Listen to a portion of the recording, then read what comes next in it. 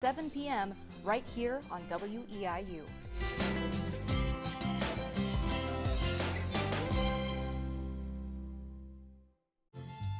These pioneers who were the first women to really make a mark and to show that they could sell records and concert tickets. Tough, strong, resilient.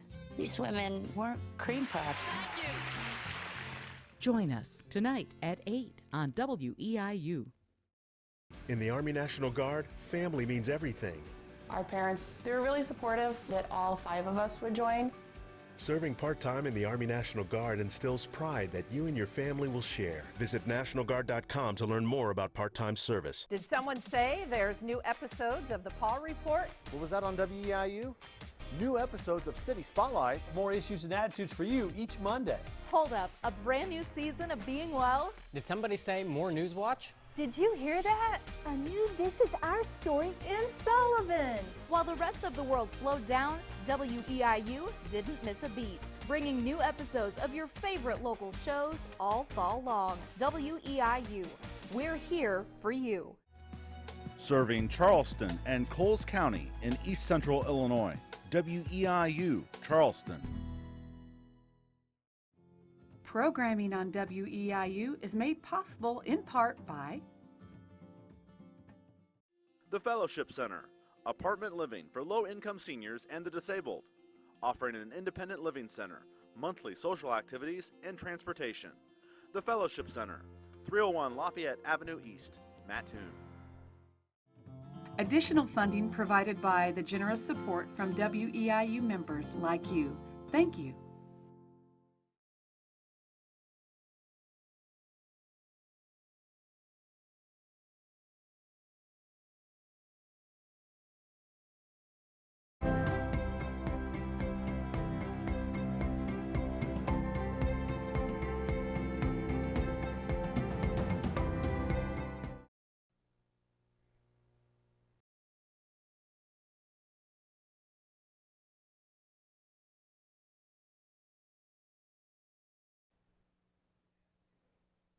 Good evening, and thanks for joining us for this live edition of Being Well.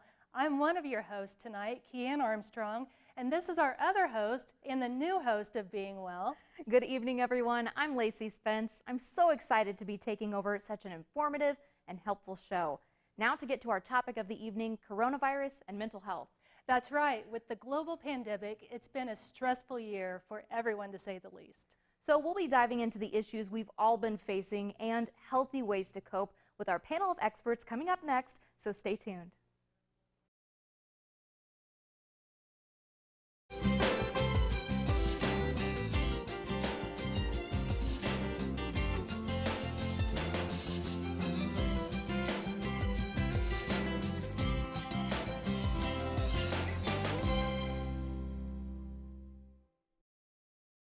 For over 50 years, Horizon Health has been keeping you and your family healthy. And although some things have changed, Horizon Health's commitment to meet the ever-changing needs of our community has remained the same.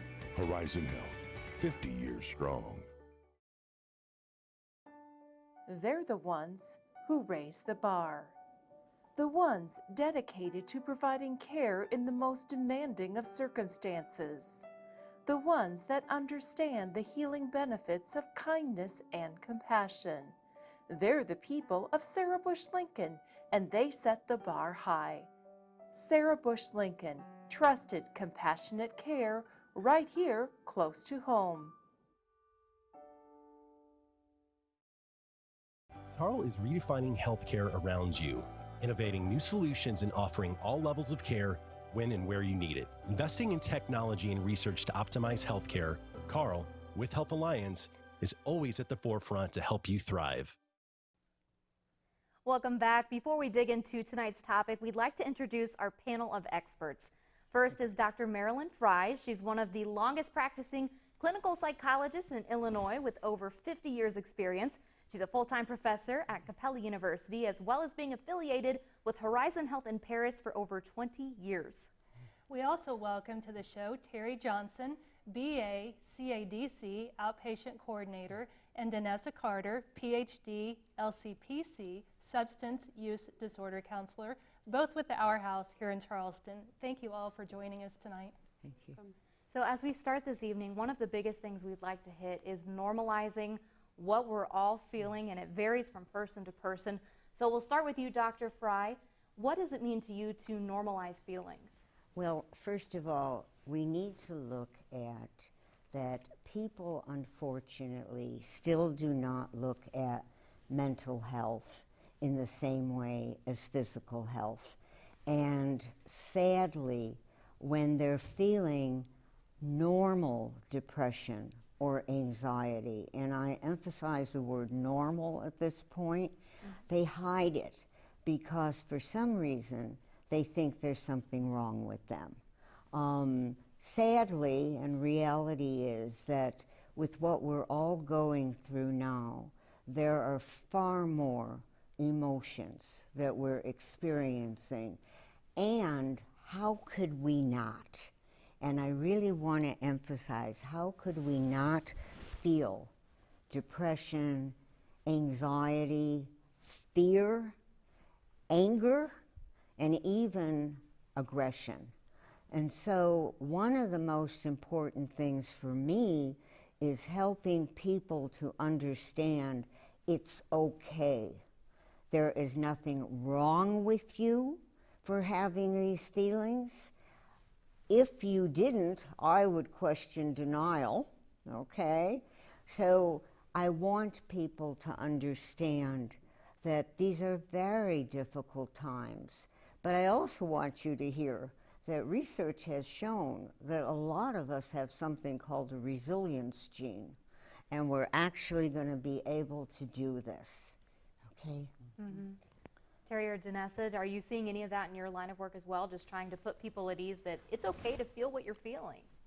Yeah, I think one of the things that is different in this circumstance than maybe other circumstances that we've had is this is something we're all going through together. Mm-hmm. That even if you're in the helping profession, if you're in a position of authority, like as a teacher, a service worker, like police officers, ambulance workers, all of us are dealing with a crisis as well as trying to continue to do our jobs and help others, which I think complicates things even further. And that's a unique situation that I don't think has occurred that I can recall in our history where everybody seems to be going through something so critical and devastating. Mm-hmm. Mm-hmm. And then as a helper to be able to distance yourself from your own stuff, you know, I just think of whether it's, you know, you've got maybe even just short-staffed. We went to telehealth, and so now we're having to learn to do our jobs completely different to serve our clients in the best way and to help them with their adjustments as we're adjusting on the fly as well. That's right. I think it's hard to learn how to juggle something that you've never dealt with before. Mm-hmm. None of us have dealt with this before. And so we're all questioning, are we doing things the right way? Are we supposed to be doing something different? And learning to talk to each other and understand each other's mm-hmm. situation along the way as well is difficult too. You bring up a really good point, okay, which is being able to talk to each other. Mm-hmm. This is critical that you don't self-isolate even if you're physically isolating yourself.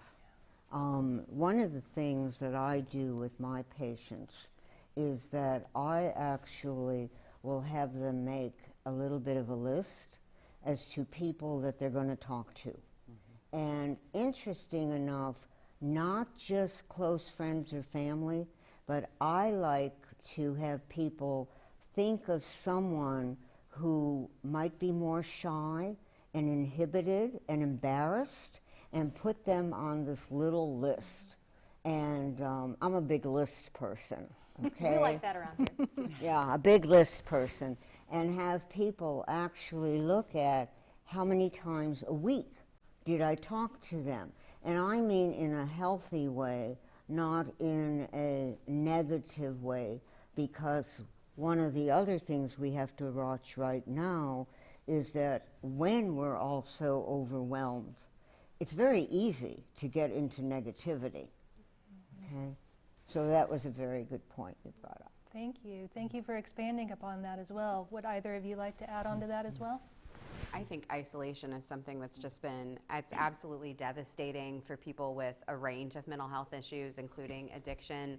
I actually had a client say to me that it felt like she was using substances again, that all of her behaviors during lockdown were very similar to what it had been when she was in active addiction. So she wasn't going out of her house as much, she wasn't talking to people. All of the normal things that she was doing previously, like going to self-help meetings or in-person groups, were no longer happening. So changing the way and being more intentional in how you reach out to people and looking for alternative methods of connecting with others. Yeah, and I think what that helps them, each of us, to build is resilience to it.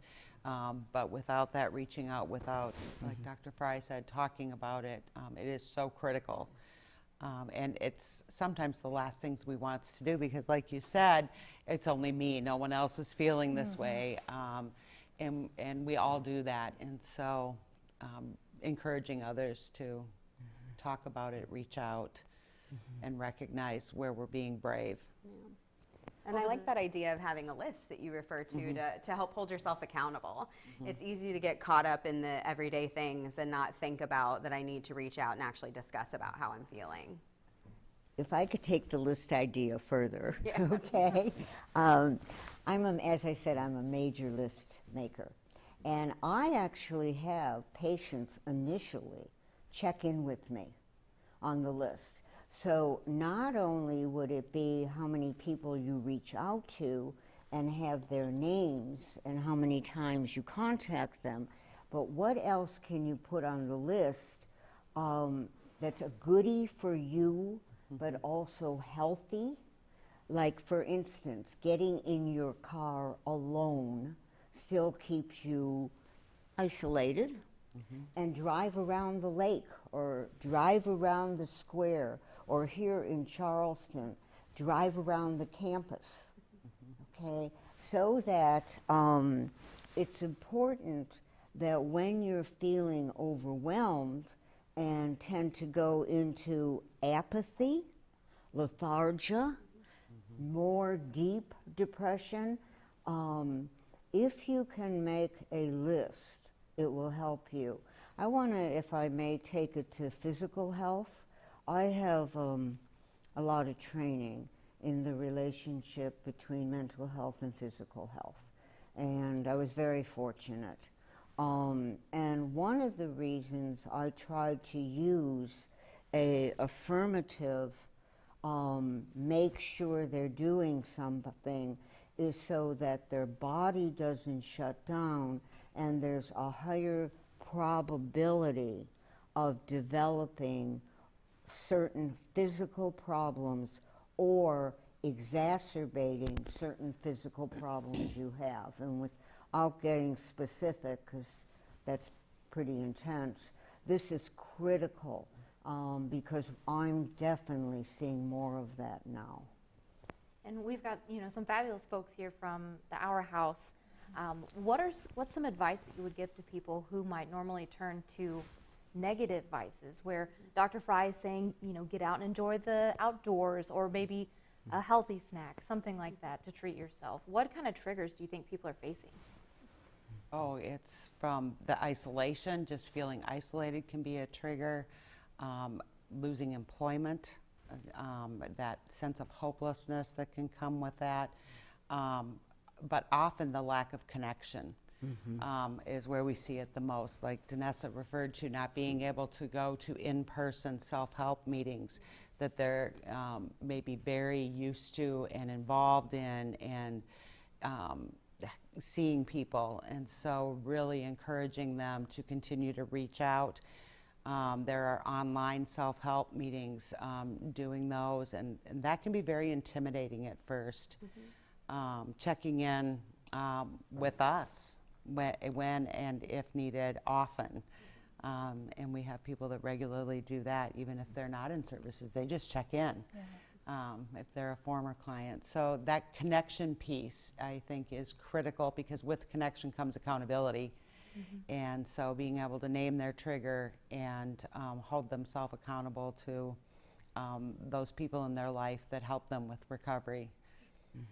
One of the saddest things I think is that, you know, after lockdown, when things started to reopen, some of the first things that started to reopen were bars and casinos, right? So these really big trigger points for people that I'm not able to go to an in-person self-help meeting. I'm unsure of how to navigate online self-help meetings. Maybe I'm not technologically savvy, or I don't have access to the resources like a lot of people in our rural community do. And then instead, now the only things that are back are these old ways of coping that I had. And also, less people are watching me. Less people are checking in. Less people would notice if I was using a substance again, or if I was using any sort of unhealthy coping skill again.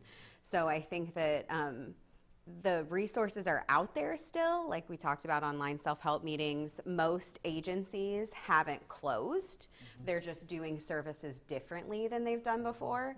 And so you have to work harder a little bit. You have to work differently, but you can find some creative solutions out there to get your needs met. And I think a lot of the healing communities have really kind of risen to the occasion in helping people get access to those services that they need.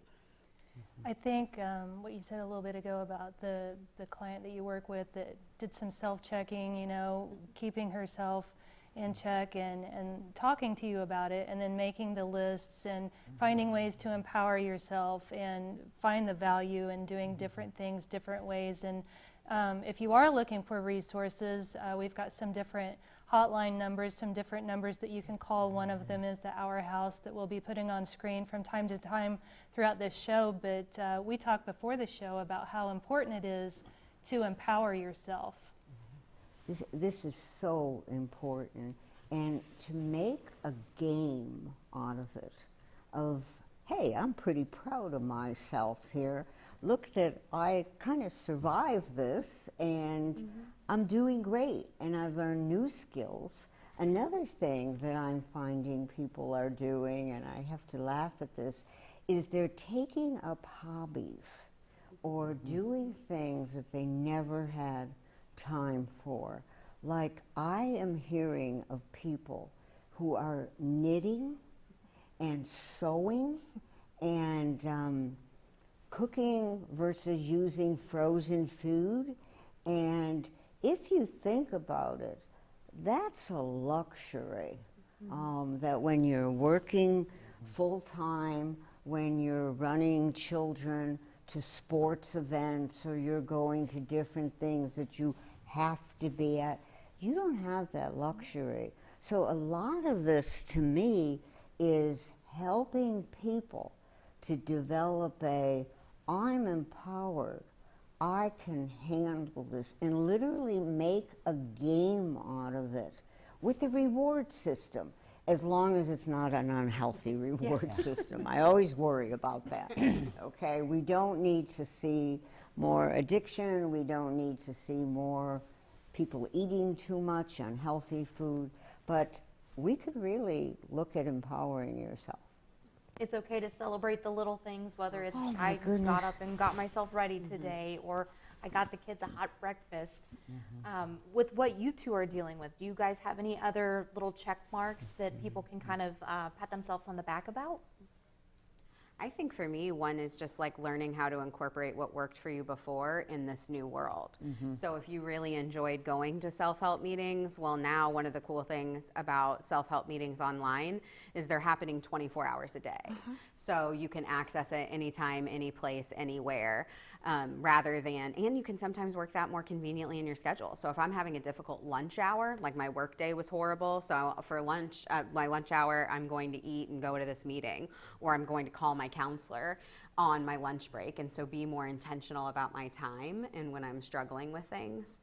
And I also believe that looking into those hobbies is great too. That's one of the things that I always encourage people in recovery to do anyway. A lot of people, when they first get clean or first come out of depression, have no idea what their interests are anymore or what they want to do. So changing that from, oh my goodness, I don't even know who I am, to I have an opportunity to try new things and to figure out what I like and what I don't. And a lot of the hobbies that you've talked about, and that I've also seen people doing, aren't necessarily high cost. Right. I mean, like right now, it's you're not going places and traveling and doing things that are more high cost items. So trying some things that are also economical too. Yeah. I do think, and I need to say this, so those that are struggling making use of the resource numbers, we're kind of coming at this with the assumption that people have their basic needs met. And there are a number of people in our community that are struggling with housing, they're struggling with food, they're struggling with those things. And so I just can't stress enough to make that phone call, utilize the resources that are available. There are many resources in this community available, and to use them, because until basic needs are met, there's going to be no hobbies happening.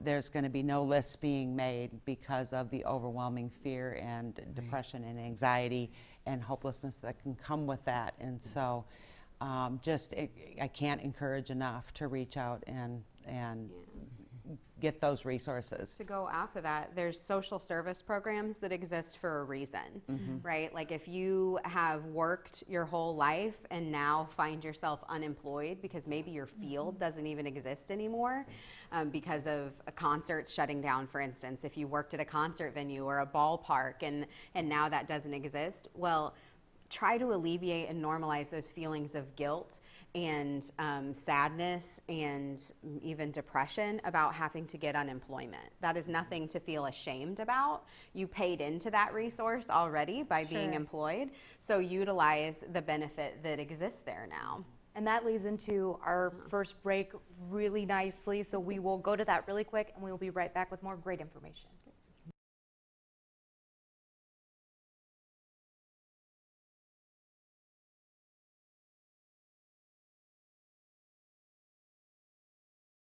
I had negative $170-something in my bank account. For more than 4 months, Daniel Vogt waited for unemployment after losing his bartending job in Washington, D.C. Last week, a debit card finally arrived, loaded with thousands of dollars in unemployment back pay. When you look at that card, what do you think?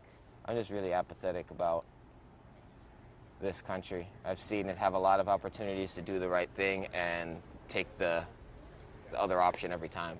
The damage is already done. He maxed out his credit card and says he got evicted by his roommates after he couldn't make rent. Now he's living with his dad in the Bronx. If they had given me the money earlier, it wouldn't have been this big of a problem, and the amount of money they gave me would have been fine. But now I have all these compounded problems. The safety net failed Vogt, and he's not alone.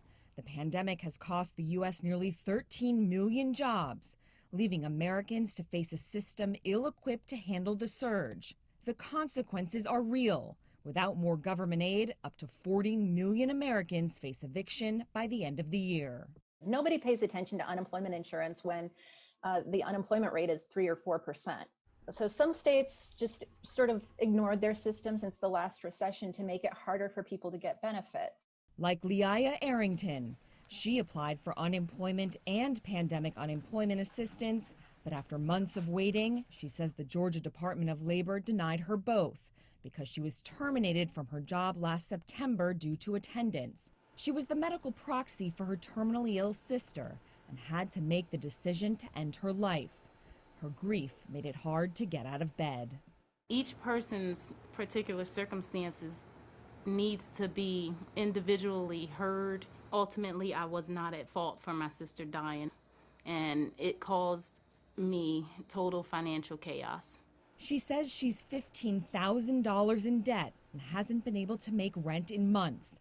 She sends her 15-year-old daughter to friends' homes to get 3 full meals a day.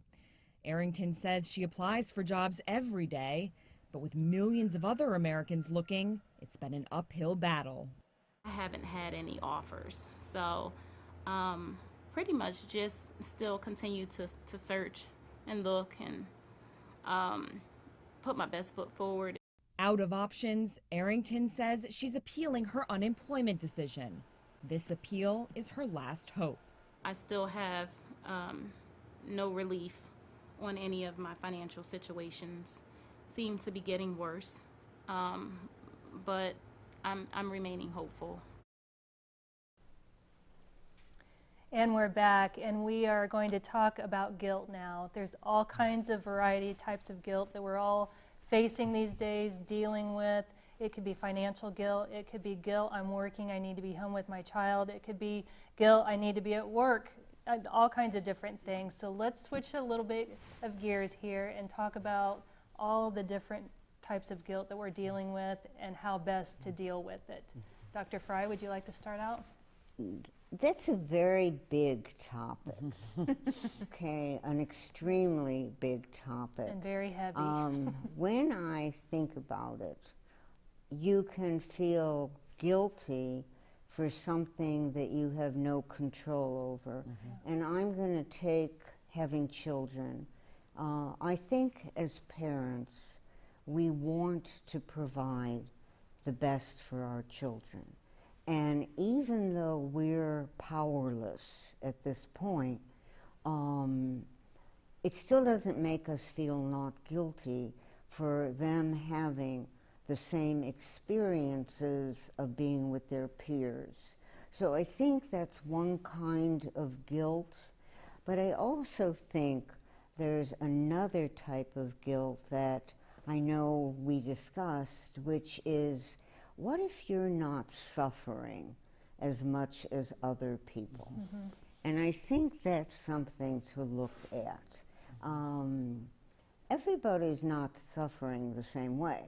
We're all experiencing change and difference, but the two of you said something about the economics of this. And I think this is really important for people who are not being affected financially to remember that their worldview right now is not everybody's worldview. And to think of what you could do for others. This is, in my opinion, the time when we have to be, we always should be socially responsible. I'll be very blunt about it. But when we really have to be socially responsible and look at basics, like there's a few programs in my community that I'll be very clear, I had never heard of, okay? And when I heard of them, I have to say, in a couple cases, I was shocked that people could go weekends without food, meaning children. And so for those of us who are not experiencing some of the issues, we're all experiencing issues, I think that this is not the time to put your head in the sand. And I use that expression a lot to the point where people wish to be blunt that I'd shut up, okay? But I think that that's something that we need to look at. Another point, if I just might add, and someone brought this up to me, is in couples or in families, sometimes you have one person who is working from home and they're doing all the taking care of the children and the homeschooling, and the partner, the one who is going into work, is experiencing some guilt that it's not fair that, say, their husband is going through this, even though he may enjoy it or may not enjoy it. So I think that there's all sorts of guilt to look at. And maybe if I'm somebody who doesn't struggle with sobriety, I might be feeling guilty for my counterparts who are. What are some good ways that I can check on them or reach out to them to make sure that if I'm not in as bad a place, that I can help bring them out of it? Yeah, for sure. I think that's a really good opportunity for people who maybe don't struggle with something. Or I was even thinking, if you financially aren't very secure, but you have time on your hands, getting out of yourself and giving back to others is such a good way to overall just improve mood. You know, it feels really good to volunteer and to do something to help somebody else out. By no means do you have to be able to diagnose someone to say, I'm concerned about you and I'd like to reach out and see how you're doing. If you have a family member that you've always kind of worried about, or a friend that you've noticed that they have some problematic behaviors, but it's never really been addressed, you don't even have to address those directly. Just calling, picking up the phone, texting someone, and saying, how are you doing? This is really hard, so I just wanted to see how things were going there. And I think even in the practical, as you're describing, you know, picking up a sub and saying, I'm going to take you to the park, and where you can be outside and sit 6 feet apart, and still be together, but separate. But, you know, what we're talking about is going back to that connection. And even on the guilt, when you were sharing about the partners, I think there's been a certain amount of worry for people that are going to work, especially, I think it's gearing back up of, what if I bring something home to my family? What if I'm exposing my family or my loved ones to something because I am going out and working my job?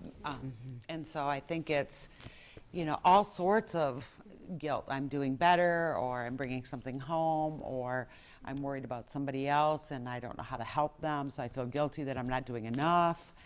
And so, as we both have said, just getting outside of ourselves and doing something, whether it's a phone call or... And you have to remember to balance that I can't have any sort of negative feelings about what's going on because somebody has it worse than me. Somebody's always going to have it worse than you. That doesn't mean your feelings aren't valid, versus the grass is always greener. Like, look at them, look what they have. Like in the example of a stay at home, like I'm working from home, taking care of the child versus I'm out there, they both have pros and cons. They both have difficulties, fears, guilts, all of the above. It isn't necessary that we need to like rank everything, but instead realize that it's apples and oranges. They're different and both challenging. So what would you suggest outside of going outside and finding something different to do with your time? I mean, I think it's really important. Don't shame yourself. Don't shame others.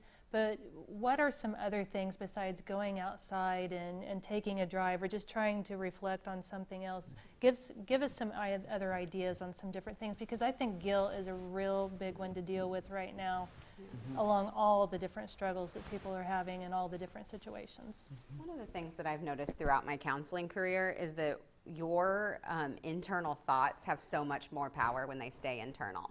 So figuring out a way to get them external, whether it's talking to a therapist, whether it's talking to your primary care physician when you don't know how to access a therapist, whether it's texting a friend or calling a family member, or even journaling. If these are things that you're too scared to say out loud to someone currently, finding a way to just get that outside of your body, even through writing. Or, I know this is going to sound insane, and anytime I suggest it, my clients are like, what are you talking about? Talking to yourself in a mirror. Hearing the words out loud make them have such a different level of power in your life, and you suddenly have a different clarity about, like, wait a second, like, let me challenge what I'm thinking here. Let me challenge this belief.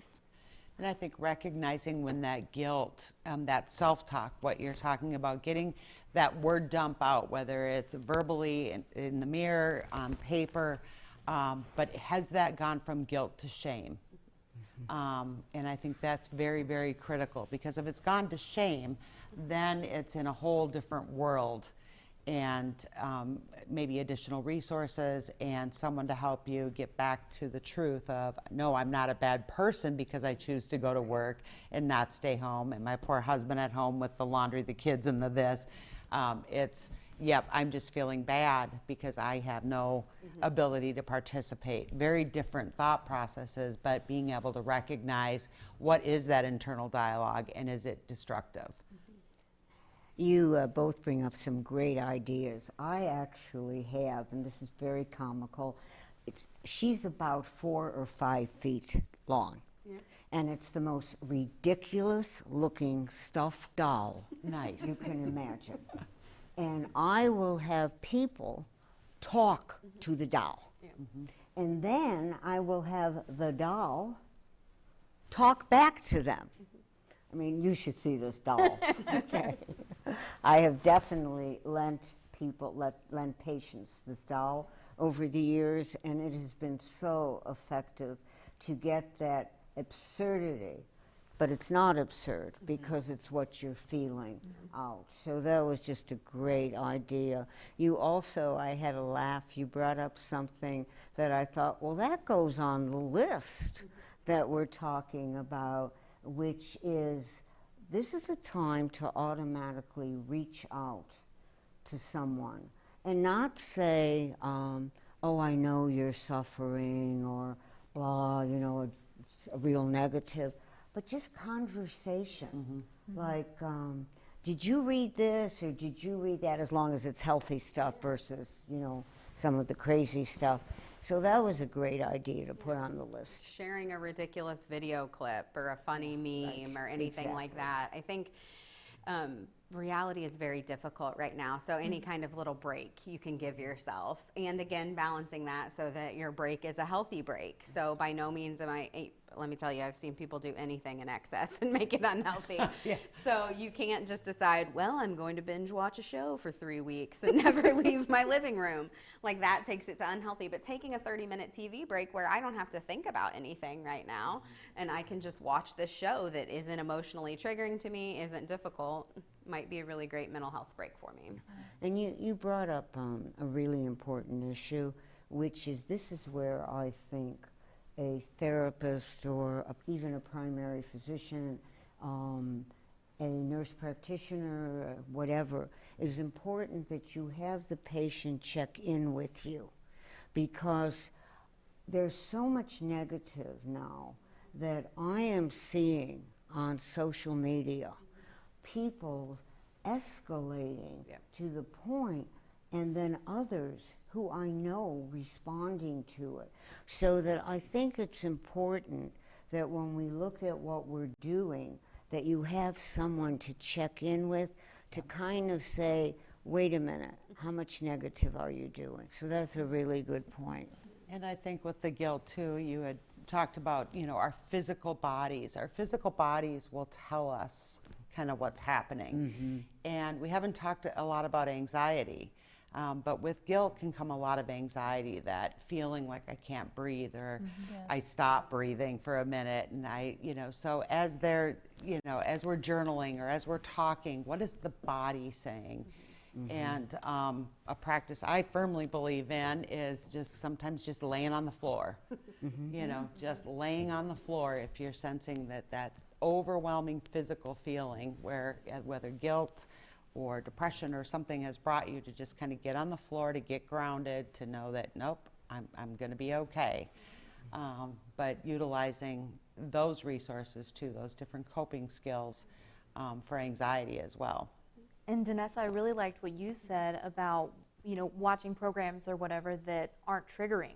That's huge. You mentioned social media. I mean, you almost have to set a time limit on how much time you're watching the news or spend on social media, just because there's so much negative directed at once. Yeah, it's still pretty overwhelming right now, just with new information that's coming out about COVID-19. But initially, March through, I would say even early June, it was crazy. I mean, it was every day we were learning something new, and oh no, that's not accurate. It's actually this thing going on. And it's very easy to go down that rabbit hole and to not know if the information you're even obtaining is of a reliable resource. In that you have to be able to tell yourself and to assess when some amount of information is too much information, and it's time for me to do something else. And the same thing is true with social media. I think that we're so falsely believing that connects us to other people, that simply being able to access their profiles and see what they ate for lunch, it means that you know the person. And so then you get caught up in a lot of the negativity. People are willing to post and share things online that they may never be willing to do in person. So not necessarily using that as your barometer for how the world looks. And one of those things I know I'm going on social media for is all the back to school pictures. Oh, yeah. So we're going to take a quick break, but our last segment is focusing on kind of our youngest patients, if you will, and that's school-age children. So we'll be right back. It's easier said than done, but structure during this pandemic is important for everyone, especially children with special needs. Being thrown out of their routines has really thrown everybody for a loop. Nicole Hendricks is a psychologist with the Children's Healthcare of Atlanta's Marcus Autism Center. From masks to social distancing, she says knowing what to expect when starting back to school can help. I know it might seem silly to practice things whenever we're not in that context, but that practice helps us get more familiar and then makes it not so much of a shift in routine when we actually have to do those things out in public. Finding a mask to match their interests and gradually working up to wearing it longer can also help children to get used to them, says Cheryl Clayman, also of Marcus Autism Center. Sometimes the fabrics can be scratchy, sometimes they're really soft, sometimes the mask is too big, sometimes it's too tight, sometimes it's pulling the ears forward. So it might take some mask trial and error to find something that's going to work. And to parents everywhere, they say don't forget to give yourself some grace. We're not able to accomplish all the things that we want to accomplish. Kids are going to continue to make progress. We will continue to move forward. It's a hard time right now for everyone. And we're back, and we're going to talk about school-age children and parents and all of the different things that are challenging these days with remote learning and trying to figure out what's right, what's wrong, and when we're going to do all of this. So let's open up the topic and talk about parents, school children, and all the different things that are challenging these days. Dr. Fry, would you like to start? Well, one of the things that I think we're all looking at is both the educational part of our children, but also the developmental issues. And I think this is critical. If you look at various theorists who are widely accepted in the field of child development, clinical counseling, psychology, you'll see that children from the time of birth through actually adulthood go through different developmental stages. And in certain theorists, they need certain relationships at different stages. And this is critical. And they're not getting it. So one of our biggest struggles as a parent is not just the academic, but how to meet the social needs, collegiality, best friend, social group. And these are some of the big challenges. I have ideas, but this is one where I really don't have a lot of answers. I know people are dealing with it, which is seemingly effective. And one of the biggest ways that I'm seeing is that people are picking one or two families. And they're wearing masks, no doubt about it, but that they are doing some interactions so that their children are not isolated. Okay. And we've been talking a lot about meeting the basic needs. Danessa and Terry, we kind of talked about it before the show that unfortunately, as schools aren't meeting in person, they're kind of missing that first line of defense to catch a lot of issues children are facing. Right, whether it's, the home life isn't safe because one or both parents are using substances. You're right, teachers have been that first line. Are they going hungry because our schools were feeding our children that were living in poverty and being neglected? And so, yeah, there are a lot of ramifications to not having eyes on. And so really paying attention to those people that are seeking services, that we're paying attention to the kids and doing family where appropriate and really checking in on how the kids are doing. Yeah, as practitioners, I think we all need to be way more intentional about asking about the whole family system. Whereas it may have been felt a little easier to focus on only the client sitting in front of you or sitting in front of you on the other end of a receiver or the other end of a webcam now, looking around, if they're doing a video conference from their home, looking at that background environment, asking them about how their kiddos are doing and how they feel about how their kiddos are doing, because all of that impacts the whole systemic view of how our clients are doing as well.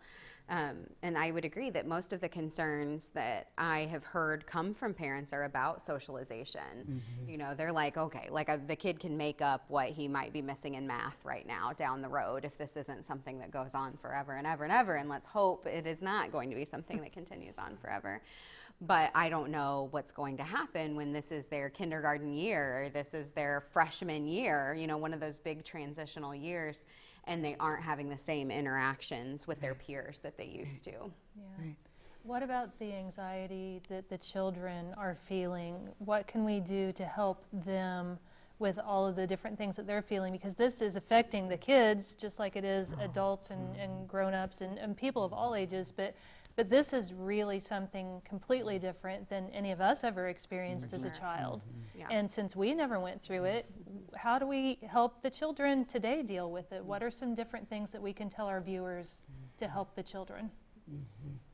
One of my favorites are having a lot of sensory experiences for kiddos. So having, I don't know if you guys have ever heard of calm down jars, but you can make them eat really easy with like glitter and water, and a kiddo can shake it up and then use that time to calm down, to just focus on the glitter settling, breathe in and breathe out, having things that they can fidget with in their hands. If they're supposed to be sitting for a Zoom class, that can actually, it looks distracting, but it can actually help kiddos focus more on the online portions of what they're supposed to be learning, making sure that you can give as much feedback as possible to administration and teachers. If your kid is struggling to understand something, if you don't understand how to use the software program or the login information that you've been given, letting somebody know that. Don't try to suffer in silence. And I think no different than we've talked about for adults is talking with kids, you know, listening, having conversation with kids, and checking in with them, you know. What was the best part of your day? What was the not so best part of your day? Because kids will usually tell us. But we have to ask often. And we underestimate them all the time. People regularly assume that because they're children that they don't understand what's going on or they aren't being affected by it, when kids are some of the first, they're so perceptive. Like if you've ever been around a kid and you don't want them to hear something, they're automatically like, I heard that, what'd you say? Yeah. They will respond to it immediately. So instead, just having open, honest conversations. And the great thing about kids is you want to talk about that resilience factor. They have it way more than we adults do. So instead of pretending like you have answers that you don't, say, I don't know what's going to happen next. And I know this is really scary. It's scary for me too, but I'm going to be here for you. So rather than shying away from those hard conversations, opening up to them. Yeah, and be honest I would about also really encourage, and the age that I'm focusing on is your preteen, young teen. Because of the social issues. And I think as parents, or you need to respect that the children need to talk to each other, meaning other kids. And if it has to be on a Zoom or phone or Adobe, whatever technology you're using, that they need that time alone where you're not listening, okay? Because interesting enough, if you look at the developmental issues, you can really get some of that as long as they have the contact. Now, the kids that I worry about are the ones that are, first of all, special needs, okay? And also the ones that tended to be the shyer one. And that's where I think we have to really work with them. For instance, if I have a friend who has a child who's more outgoing, and my child is the real shy, introverted one, I'm going to reach out and try to get that person to engage that child, because that's where I'm really worried about the damage down the road. And the special needs children. I won't go into different diagnoses, but there are certain diagnoses with children that we really have to look at, that there tends to be a social isolation. And those are the ones that we have to actively, both as parents, as family, as teachers, as church members, really address. I think it's important to remind kids out there that they still have friends. Yes. They're still friends no matter whether they get to see each other every day or not. And you can find ways to check up on each other and still help each other in certain situations and talk to one another. And then if you find out if your friend is struggling, tell somebody, talk to somebody, help find a resource or help for your friend. I also think giving them some credit for being able to follow some of the guidelines that we have now. I mean, I have a 3-year-old, he'll be 4 in just a couple of weeks actually, and we were pretty isolated for the first few months of COVID. And then when mask wearing became a thing, I had a discussion where if we want to go out, if we want to do things, you have to wear a mask. And he's willing to do that. You know, he understands that this is how we get to do things. So you can have play dates that don't look the same as play dates previously, as long as you can convey that information. We're going to wear masks, we're going to be 6 feet apart, but you can still talk to your kiddo. Me and the other parent will be over here, so you can have some like more private time to discuss things or to interact with one another. And I think we would be pretty surprised about how many kids would be willing to comply with that. And just making sure that you're reaching out and you're asking, because I think something that I know Kian's dealt with is, you know, she's working and also trying to worry about her child, and there's a lot of parents that are in that same boat. So trying to find the parents that you can connect with who have maybe more free time or things like that, that's just, I wouldn't have even thought of that. I need to find a resource, another person that I can lean on in this time. I know the homeschool community has always done that, and really leaning in if you've got friends that homeschool. I think back a long time ago, I homeschooled my 3 children, 1st, 2nd, and 3rd grade, and I belong to a community of other homeschoolers. You know, so leaning on those, they've been doing kind of this remote learning thing for a while, and getting some good ideas from them. And like Danessa said, kids are great about mask wearing, and can follow that very readily, I have found. So. And really there's, kids don't take a whole lot. You know, I know it feels like we take a whole lot, and when talking about guilt and shame, we hold ourselves as parents up to a really high parameter frequently to judge ourselves on. But even giving your kid 30 minutes of undivided attention on Thursday nights from 6:30 to 7, it's you and me. There's no phones, there's no computers, we're playing, we're gonna do whatever game you wanna play, even if it's the game I absolutely hate because you never wanna play it correctly. I'm very rule driven. And then we're gonna do it. We're gonna do the fun thing that you wanna do. And I mean, even that can make such a big difference in a kiddo's world. And even, I mean, that's a great thing to be implementing even when we're not in the middle of a pandemic, but just being able to kind of turn off the world, you know, to be able to have really, like, I'm not distracted, I'm not cooking dinner, I'm not putting away laundry, I'm not doing the 1,500 other things it feels like we have to get accomplished in a day, and I'm just taking time to be with you. And also helping them feel like they have control over that time. They get to choose. They get to take control there and turn off the technology. You know, technology is great. But it doesn't have to be on all the time. And I think in our world, it's kind of taken us back to a simpler life where we're sitting down and we're playing cards. You know, we're playing board games, we're doing puzzles, we're doing different things, because frankly, it does get a little overwhelming to be on technology all the time these days.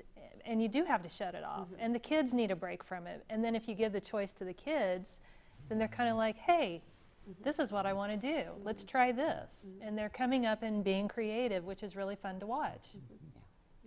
And to not compare.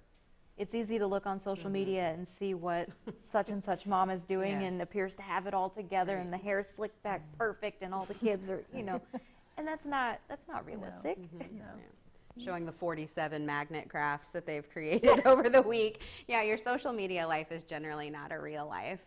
And maybe that's something that they really excel in, but there's something else in parenting that you really excel in. And there's something else that maybe that doesn't work for your kids. And if you had that kind of structure, did those kind of activities, your kid wouldn't thrive with that. So remembering that just because it's happening in some other household doesn't mean it's right for you in your household. You know, I was also thinking that this could be an opportunity for your children to connect with kids that they wouldn't usually connect with. For instance, I know kids who don't know their neighbors or don't know who lives across the street. And with wearing masks, it is possible to connect with children that you may not have chosen to be with, and even do things like shoot hoops or something like that, because you have enough distance. You're wearing a mask. You could be sitting on a porch, okay, like a big wraparound porch, with kids that you ignored or that ignored you. So I think it's another opportunity to address exploring a bigger world, because the technology concerns me. Okay. A lot of good information tonight. In our last minute, do you have a last word you'd like to throw in? All right. Well, we thank you for tuning in this evening to our live Being Well. It's coronavirus and mental health. And as we said earlier, there's a lot of great numbers. There's a lot of great resources out there. So be sure to take advantage of those. Absolutely. We hope that you feel educated and informed and empowered. We want you to all stay healthy. We want to thank all of our guests for social distancing tonight with us for this live episode of Being Well. And I want you to join Lacey as she is the new host of Being Well for the new season starting up next week. That's right. We've got a lot of great topics in store. Some of them are related to COVID. Some aren't. Some are some old reliable ones like heart health and diabetes, things like that. So that will be on Tuesday nights at 7 o'clock. So be sure to join us right here on WEIU TV. Thank you for joining us. Thank you. Carle is redefining healthcare around you, innovating new solutions and offering all levels of care when and where you need it. Investing in technology and research to optimize healthcare, Carle, with Health Alliance, is always at the forefront to help you thrive. They're the ones who raise the bar. The ones dedicated to providing care in the most demanding of circumstances. The ones that understand the healing benefits of kindness and compassion. They're the people of Sarah Bush Lincoln, and they set the bar high. Sarah Bush Lincoln, trusted, compassionate care right here close to home. For over 50 years, Horizon Health has been keeping you and your family healthy. And although some things have changed, Horizon Health's commitment to meet the ever-changing needs of our community has remained the same. Horizon Health, 50 years strong.